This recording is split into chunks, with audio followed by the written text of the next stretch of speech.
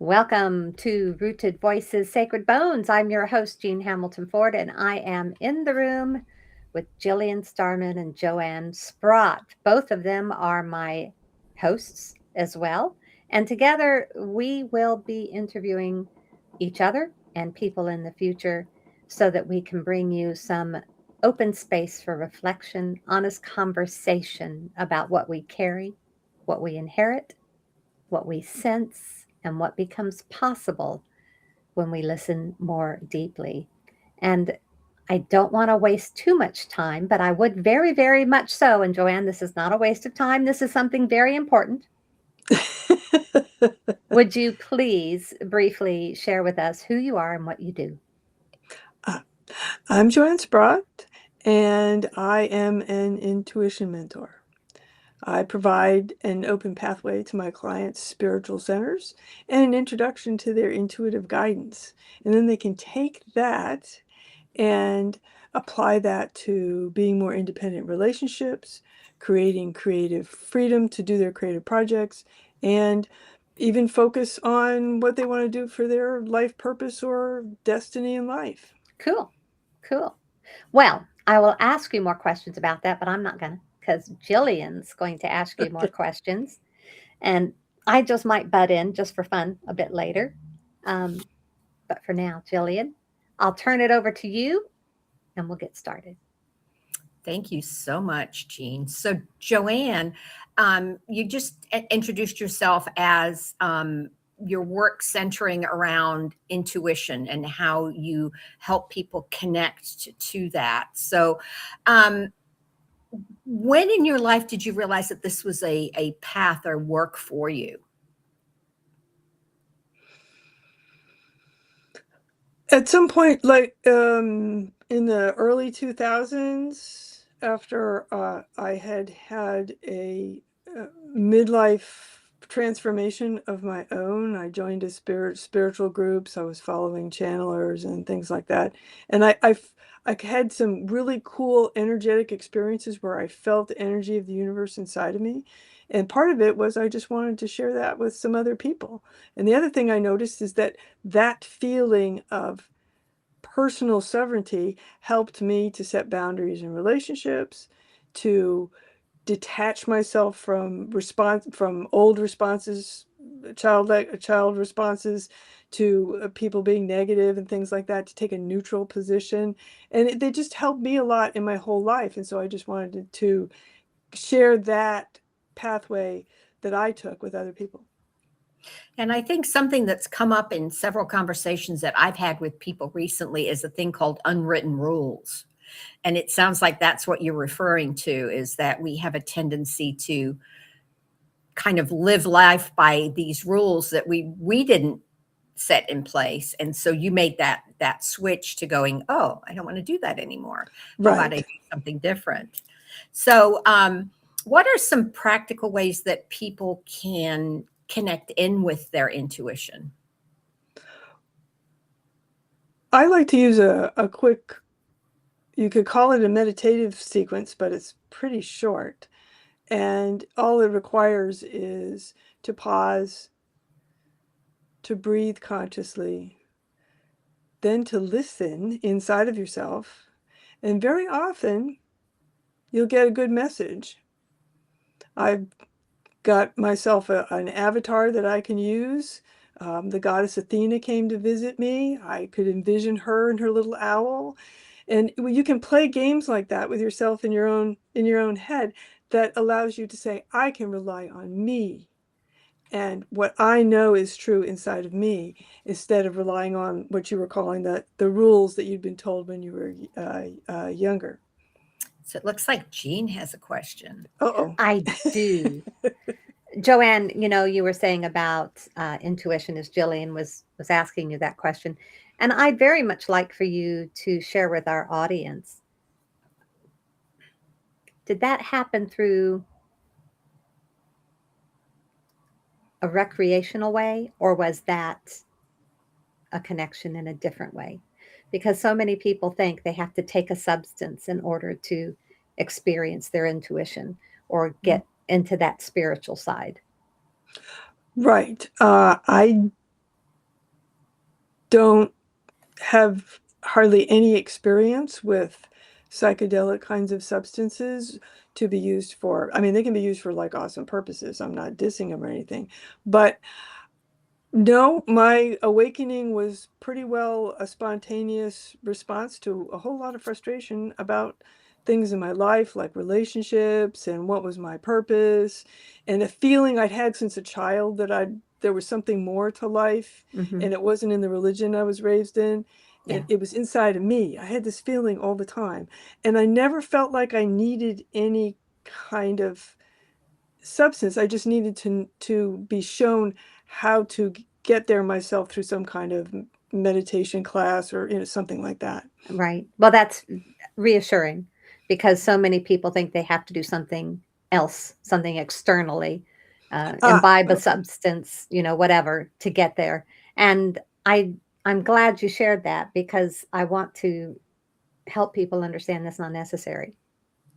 So Right. I mean, thank and it you. does, yeah. And some people prefer that, but it is definitely not necessary as such, at Yeah. least in my experience. Hmm. So, So that brings me to a question around when you were talking about listening or pausing and breathing. In a world of full of distractions and demands, and how do we do that pause? well, for one thing, I'm old, so I get up really early in the morning. And even if you have to go to work later in the day, I think there's a benefit to being in a quiet space, whether it's midnight or it's 5:30 in the morning, and a space that you find comfortable with. That's why I have behind me a sacred altar space that has my tarot cards and other kinds of tools that I use to get in touch with my own intuition. And so I have a special space, and it's all mine, and I set aside special time when I know I'm not going to be disturbed by anybody else. And so I can be in my own world on this planet at the same time. Interesting. So as you look back on your journey, because you just explained that this is, well, I say recent because 2000s are recent to me because I'm old too. But looking back on your journey, what has been your biggest lesson that helped you to learn to trust yourself, your own intuition? I always go back to something my grandfather told me a long, long time ago. And that is that everything, absolutely everything, happens for the best in the long run. And I have found that to be true in my life. I had lost a romantic partner when he was 22 years old Hmm. and went through the grief process. That was all for the best in the long run. I got divorced from my first husband in 2001.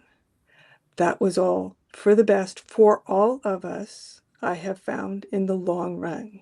Hmm. So I'm a really firm believer in that. And I'm basically an optimist by experience and temperament. So it can get very painful. I'm not saying it doesn't, but it seems to always happen for the best in the end. Yeah. Jean, do you have any follow-up questions? Oh, I wish I did. I suppose. I suppose, Joanne, one of the things that always has interested me is the fact that, yes, everything happens for the best. And there are so many things in our lives where we can see repetition, we can see a Right. pattern, right? So, my question to you is what kinds of patterns for you began to speak first?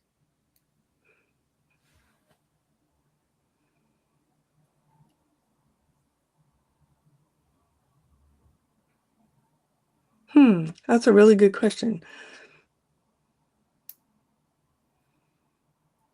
I keep thinking back to the time when I was 7 years old and I saw Jesus in the stained glass dome of my church, and that was an abstract Hmm. stained glass dome. So um, I always had a sense that there was more to know than all the grown-ups could tell me. Okay. And I can't really explain it as such, but it was just my own experience with the cosmic, if you will. And I was a really big science fiction fan, and I saw a pattern there where things seemed to work towards a better life for people over the long run, maybe because I focused more on Gene Roddenberry's Star Trek than I did on some of the dystopian science fiction that came later. But there was always a pattern of, yes, we can figure out a way through this. I grew up in the upper middle class, so I didn't have a lot of I had all my basic needs taken care of, let me put it that way. And my parents were cool emotionally, but they had their basic psychological act together. So there was a lot of trauma that I didn't have to deal with. So there was this built-in sort of optimism about life, and that I was strong enough to do things on my own, that I always had. Well, that's And that probably was the part of that. pattern. Yeah, Yeah, it's probably part of that pattern, isn't it? yeah. The pattern was this optimistic. We will always have options that we can always overcome, and not just out of physical effort per se, but more we can figure things out. That was what I always grew up with. Yeah. And when you add your intuition into that, it's even better, isn't it? Oh, right. Yeah. Because now I have this really, I mean, I used to worry about things. I still do occasionally, but I can fall back on this, on my own knowing, and get a bigger picture of what's going on. And then the emotional regulation kicks in, and that's fine. And then I can move on to whatever solution I want to pursue. Cool. But there's a fundamental feeling of not being alone inside of myself. And I used to be a very lonely person when I was much younger. Right. Back at you. Yeah. So you talk about intuition and inner wisdom. Is there a difference between the two? Very good question. I think intuition is probably relatively neutral. Inner wisdom means that the intuitive hits that you're getting come with a quality of some sort that is better, or coming from a place of more life experience, or I'm not quite sure exactly how else I would describe that. Because you can have an intuition about, oh, that dog over there is going to come and jump on me because you can tell how it's looking, because you can use your senses. It's not just all in your head. If we're paying attention with all of our 5th and 6th and 7th and maybe senses of what's going on around us, we can use that information to help keep us safe, for instance. But I'm talking about a deeper use of intuition to actually know ourselves so well that we automatically know what the next step is that we want to take that's best for us and our overall life in the long term. Sounds interesting. So I think we touched on earlier about pattern recognition. You talk about, and how I think for a lot of people that may come intuitively to them, if I can say that. But for people who maybe aren't consciously looking for patterns, how could they make it more a conscious thing to recognize patterns in their life? Oh, I'm a firm believer in a senses meditation that I think I got from Jean, working with Jean in one of her programs, that you go through. You're going to have your eyes open for part of it because you're going to use your vision, but you don't want to make that the whole thing. I'm trying to remember how we went, you went through all this, but the main thing was you started with one sense. You're in a sort of comfortable space, and you may already have your eyes closed, you may not, but you listen, you feel the in my case, this desk in front of me, or you take a sniff and smell the smells in the room, and in between each one, it's what else? What else are you getting? So that you start fine tuning those senses. So it's not just the coffee that you smell. It's the oh, look, there's a silver dollar over there, and I can smell the tang of that metal. It's you could really go pretty far with it, actually. But you just do you just keep asking yourself, what else, what else, what else, and you just fine tune these things, and you'll be aware of all kinds of stuff you never paid attention to. It's just a great sequence. I use it, still use it. So Jean, that came up backwards for us. Can you read the title on that? Oh, that's Yeah, right. We're it's backwards. 6 weeks is at the top, and it Okay. says 6 senses. What else?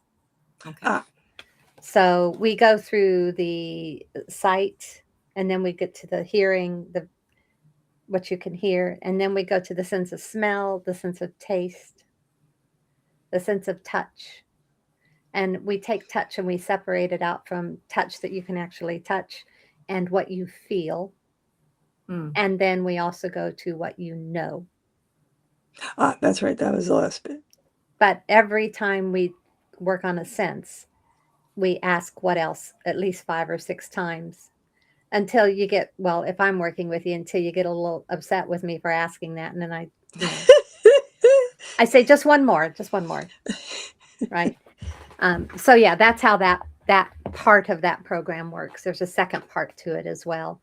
But it takes about 6 weeks to really hone all of you. And if you're not using your senses and you're only using your intellect, you're not getting all the information you need to make a really good quality decision.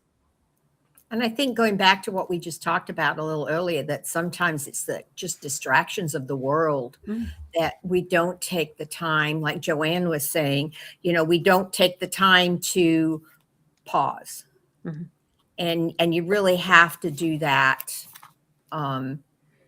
in a space that not only do you feel safe, but is not bombarding you with things that are going to distract you from that. And so as you two were talking, one of the things that came up for me was, as we go through life, I think some of the inner wisdom that we have could come from what I call generational knowledge.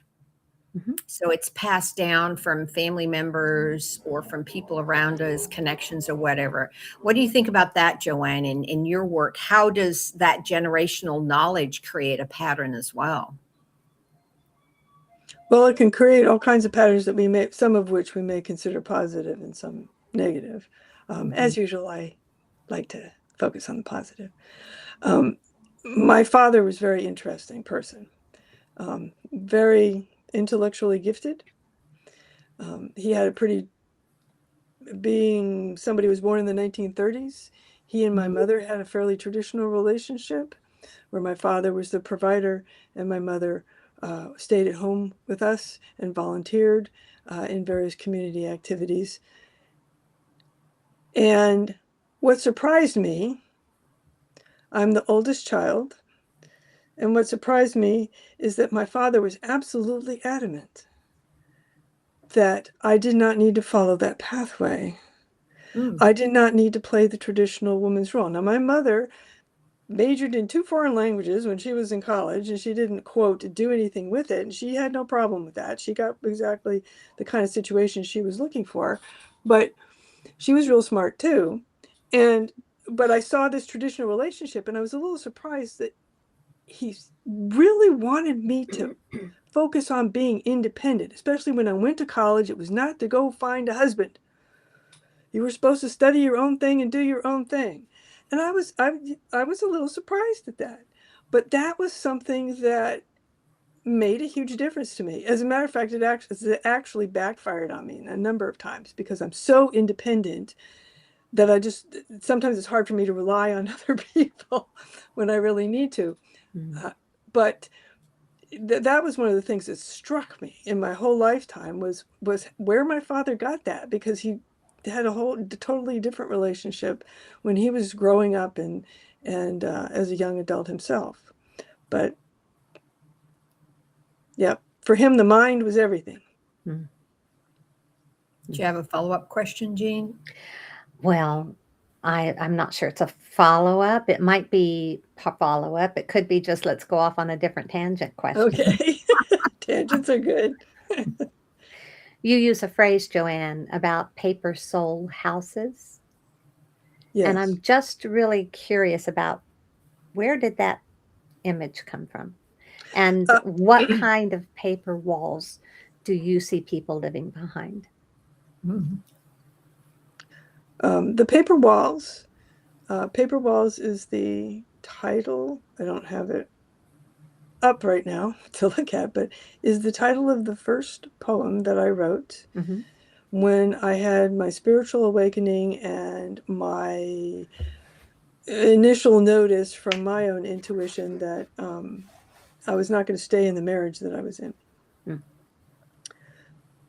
So Paper Walls is a declaration of freedom because I realized that the structure, the relationship structure that I was living in was not made out of concrete or even wood. And I could tear it up, not necessarily the best way to do it, but I could tear it up anytime I wanted to because the walls were made of paper. And there was a beautiful garden outside that I had never had access to. I was isolated from a lot of things because my first husband was quite introverted and we moved around quite a bit. And that was my declaration of independence. And I showed it to a good friend of mine and she said, "You're going to be divorced in about a year." But I took that idea and I said, okay, that doesn't mean you have to go out and get divorced in 5 minutes. That's not the point. The point is, if you really, really believe in the expansiveness of what's inside of you, you can make your outer world look a lot more like your inner world that you want to have. And it's not as hard as you think. The walls are indeed made of paper. And you can decide how you want to take them down. There are lots of different ways to do that are kinder than others. But seeing that possibility means everything. A lot of people feel like they live in boxes that are too small. So cool. So I'm going to take that paper that Jean spoke about. I'm going to switch it a little bit here. Because I think a lot of people, and this is men and women, they feel or look successful on paper, but they feel disconnected from themselves. And I think some of that, relies in the work that you do. How do people find ways to reconnect with themselves? Well, I think one of the main things is to stop. We get so busy. Busy is almost a bad word in my book. I mean, I have my own things I got to get busy with. I understand that. But it's something I'm constantly working on, slowing down the pace. We're going to go back to Jean again as an example, just because that's the way it is. Jean's focus on seasons of the soul, the heart, the body. To not be afraid to slow down and stop. And not just in the summer to go on a vacation that makes you more stressed out than before you left. But it's, I don't want to say it's selfish in a way, but all of this is about taking care of us first. Yep. Because then, like the saying is, if you love yourself first, then you have the capacity, or take care of yourself first, you have the capacity to take care of everything else in your life. But it's not just that. We deserve to have peaceful moments.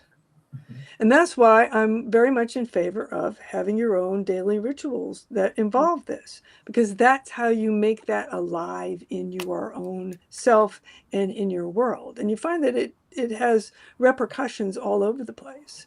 When I go out to the grocery store, I'm the one that's telling all the stockers, thank you for doing this. I wonder how many other people do that. And I think one of the reasons I think of this is that when I go out shopping, I'm not like, I got to get this done. I got to get this done. I got my list, so I'm cool. And I can take the time to make connections and send my magic out to other people, even in little tiny ways like that. And I tell you what, everything I've ever read and seen, it makes a difference. Indeed. Just those little things. So I can give to these people, and it's nothing out of my little container at all. And it makes a difference, not just for me, but for all the souls, because we are all connected to each other. That's the way I look at it. We are.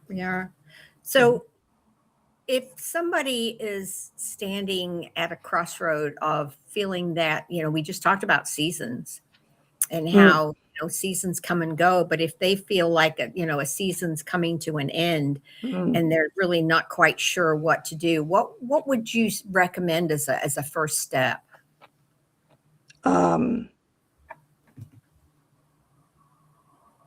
Actually, talk to me. You want to be really, really, really clear about it, because we can, and there are other people who do similar things to what I do. I'm not, the only person in the world, but talk to somebody who has found a peaceful place. Because they can share that sense with you. They can share their practices with you. That's how I learned how to do a lot of this stuff, was getting together with people like you, Jillian, and Jean, and others who already have a great practice of a great rhythm in their lives. And I can learn from that. And other people can learn from what I've experienced. That's the way I look at it. So one of the things, Jean, that Joanne says is that, and I was reading one of the pieces that she had on Substack, and she says, pick a topic and I will find a connection. Yes. I'm going to ask Jean to pick a topic and let Joanne can find a connection. Oh, what fun is this? We're going to play a game. Who knew? I didn't know you were going to play this game, Jillian. Oh, let's find a topic, shall we?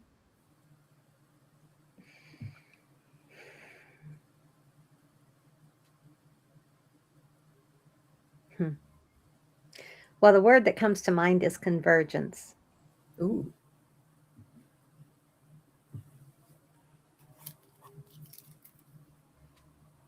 What can we do with convergence? What was your question for Joanne? Well, if somebody picks a topic, Joanne said that she can find a connection. Okay. So I think number one is this connected to people, places, things? And we've talked about senses. So is it connected to that? But where's the connection with convergence? Sorry about that. Motorbike. That's all right.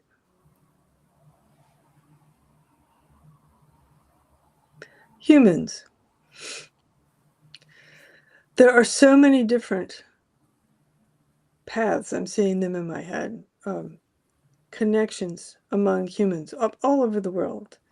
We're Homo sapiens.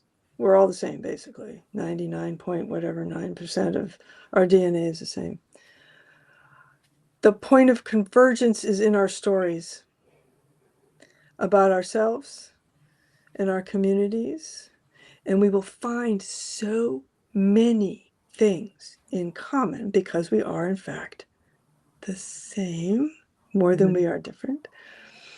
And I believe very strongly that by finding the peacefulness within ourselves, we can find those convergence points with other humans, and the whole crazy world will be a more loving place.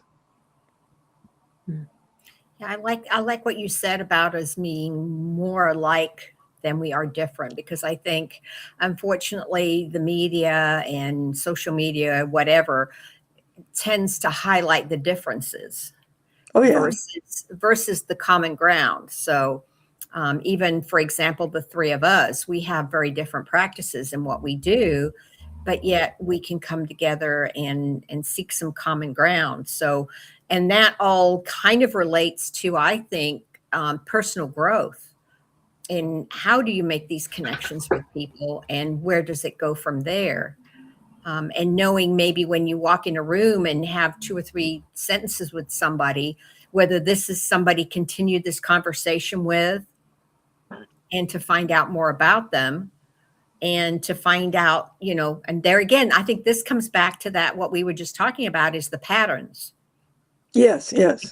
The connections, I think, are patterns. So could you talk to that maybe a little bit more, and how we can build these connections with people to make this a better place to live and thrive? Oh, I think it starts with one of my favorite activities, which is conversation. And inside of all the words that reflect the feelings inside of us is a place where we can share our truths, our own truths, intuitive truths with each other, and find that common ground in different places and different times. And I just think it can grow. We're old enough as a species on this planet to, I was going to say, make things better. Of course, everybody's got their idea of what better is. The words that come to me are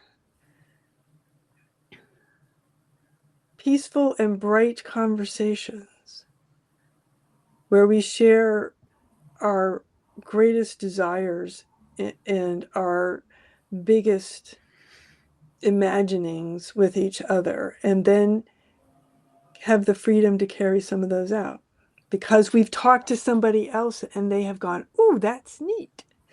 So if you don't want to just be alone with your little altar space and not do anything else. So you made a really good point, Jillian, that the lesson in the end is to take our new wonderful peaceful selves and go out and share that with other people, and then it'll spread. And it's good. Indeed. Jean, do you have a follow-up Well, I or a different do. direction? Well, not really. It could be, but I think it does have some relevance to this Okay. because, Joanne, you have a background in linguistics and philosophy. That's correct. That's correct. So, what I'd like to know is what did those studies open up in you that later became part of your intuitive world? Good point. The word is not the thing was one of the most important lessons I learned about language. Mm-hmm. So the vulgar words and things like that, depending on what they're being used for, do not offend me as such because they're just words. And so I can detach myself from the language and have fun with it. I'm following a couple of etymologists who are studying or who are giving us information about words and phrases and where they came from in history and stuff like that. And I'm just totally geeking out on this series because I don't know, people have so many different ways They do. of saying the same thing and different things. It's just, and the number of languages throughout the world and then the dialects on top of that. And it's just so big. We can tell our stories so many different ways. That's why I love mythologies, because I see the common threads that run through all of them, again, because we are humans. Mm-hmm. So I think that's one of the reasons I like language so much, is because I like the stories that people make up about how the world was made and who we are and all that. And you also asked about Philosophy. philosophy.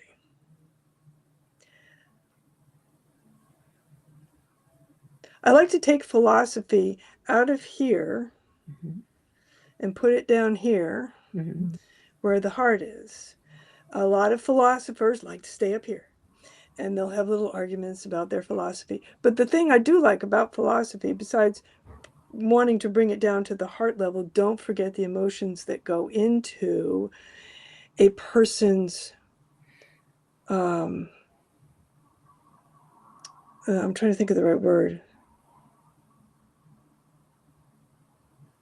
A person's set of ethics, for instance, or their belief in how the world or the universe is made.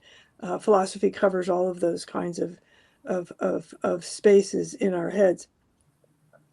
And I think there's a feeling to it that sometimes the philosophers in the academic world don't really get into. But at the same time, going into the mind and then just using the philosophy to expand it, to think of things in a totally different way, whether you're doing it because you're studying Aristotle at the moment and you see something new that you've never seen before, even though Aristotle was doing it. There's a freedom to it, I guess, is what I would. There's a freedom of the mind to it. We can ponder on all kinds of different tangible and intangible things. And I find that fascinating. Cool.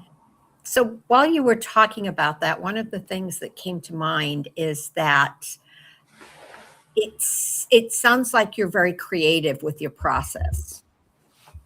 And I think a lot of times people tag creativity just with artists. And yes, there are a lot of art mediums that you can do, but do you think that creativity is important for everybody? Oh, absolutely. Absolutely. It's both tangible and intangible at the same time, all the time. To me, the coolest thing about creativity is what people call the flow. And that is being so absorbed, whether it's in a painting that you're doing or a poem that you're writing or the roses that you're pruning. Again, it goes back to patterns. We all have the capacity to create patterns. And with almost any material that we want to, or with groups of human beings in a circle learning to dance, doesn't matter. It's the ideas that you're flowing in it and you're enjoying it, and the rest of the world goes away. Indeed. And to me, that's what pure joy is when the rest of the world goes away and you're totally engrossed in whatever it is you're doing. In your zone. Yeah, in that zone thing. Yeah. Now, Jillian, I have a question about that, because what I have will tie into the creativity bit of it a bit, Joanne. All right, I'm going to hand it off to Jean then. Hey, so I know you use the tarot as part of your daily ritual. So tarot can be treated like prediction, although I know you don't do that. It can be treated as entertainment or psychology or symbolism or a spiritual dialogue. What is tarot for you at this stage in your practice?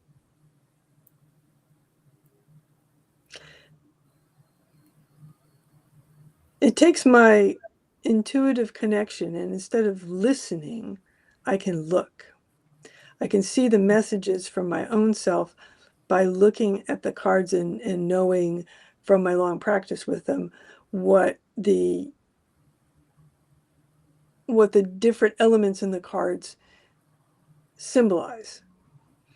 And I can look, I hardly ever pull only one card at a time, because I really love to see the relationship among like three cards. Well, who's looking at whom? Some guy sitting on a throne over here, and there's a wheel in the middle, and somebody's brandishing a sword on the other side. And are they looking at each other? What's the story in those cards that wants to be told to me about the energies floating around my little universe today? And that's basically how I look at it. Or you can do one for an entire year and do a card for every month. I do that on my birthday. And then I keep the cards and I put them in a pile so I can't see the ones that haven't happened yet. And I pull one every month, and then I go to the next one every month to see what the theme is going to be for that month. And it helps guide me in kind of how I approach things, or reminds me of something I need to know that keeps me in my peaceful place. So tarot is also about archetypes, which can Oh, tie into mythologies right. and legends. And it also, um, from what I understand that you do with it, it's a way for you to get better informed. Yes. Okay. It's because I believe that it's giving me the energy forecast, if you will, for the day, the moment, whenever I've set it for. It's not a purely predictive thing. It's just saying, this is what we're dealing with right now. Can you feel it? I can feel it. Then let that help guide you for this particular day. Astrologers do basically the same thing. But I am, as a friend of mine said, the tarot tells a story. You write the ending. Yes. As soon as you decide to do something because of that reading, you are changing the situation. And that's the purpose in the first place. So you're not stuck with whatever you think it says. No one wants to be stuck. No. And so that's not allowed. Yeah. In my world anyway. Indeed. Anything further, Jillian? Well, I think that we've kind of hit on a lot of different things today. But for anybody who's listening to or watching our conversation, what's one message or reminder from you that you would like to leave people with around either the work that you do, the connections, the creativity, all of the things that we've talked about today? Was there something that is just like, oh, we didn't go into that as far as you'd like to go, or there's something that we missed that you would like to add? I think I'd just like to remind folks to really take a pause at some point during the day when things are not going on all around you, and breathe and listen.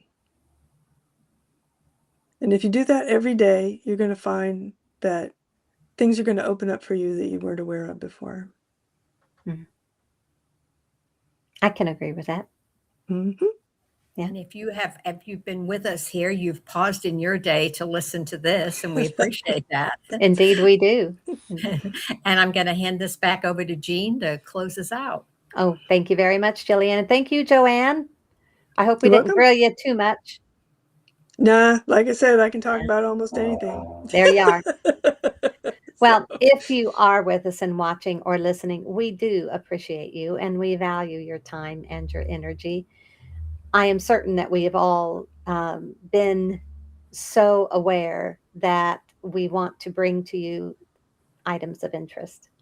And I hope you have found this conversation interesting and helpful. If you'd like to get in touch, we're going to put all the information in the show notes, and any of us would be delighted if you would want to get in touch. We'd be happy to make that connection with you. And if you have any comments, please do leave them. You can leave them on the YouTube video. I'm not certain if you can leave them on podcast episodes, but yeah. If you leave them on YouTube, one of us will definitely get back to you. So thank you so much for being with us. Thank you, Joanne. Thank you, Jillian. And we will be back with another episode. And Joanne and Jillian get to put me to the fire, feet to the fire. Uh-oh. So we're going to have some fun. But thank you again so much for being here. Bye for now.